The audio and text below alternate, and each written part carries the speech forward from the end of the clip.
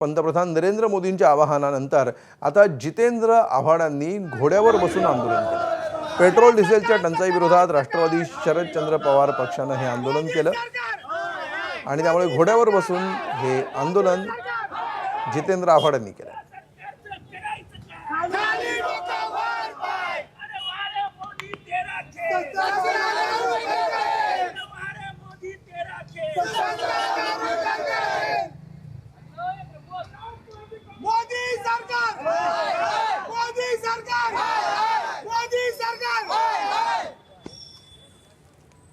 आणि या आंदोलनाविषयी अधिक माहिती घेऊया। वेदांत नेब सध्या आपल्या सोबत आहेत, आपले प्रतिनिधी।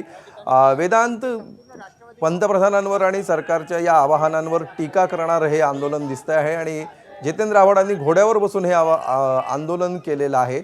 काय नेमकी भूमिका आव्हाडांनी मांडली?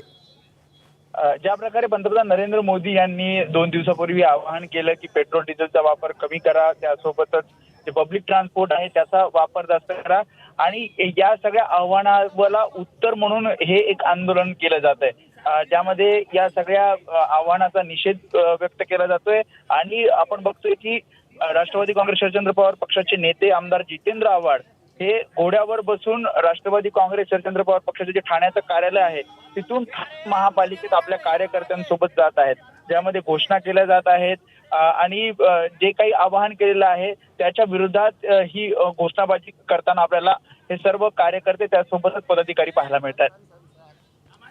निश्चित, धन्यवाद वेदांत या सविस्तर माहितीबद्दल।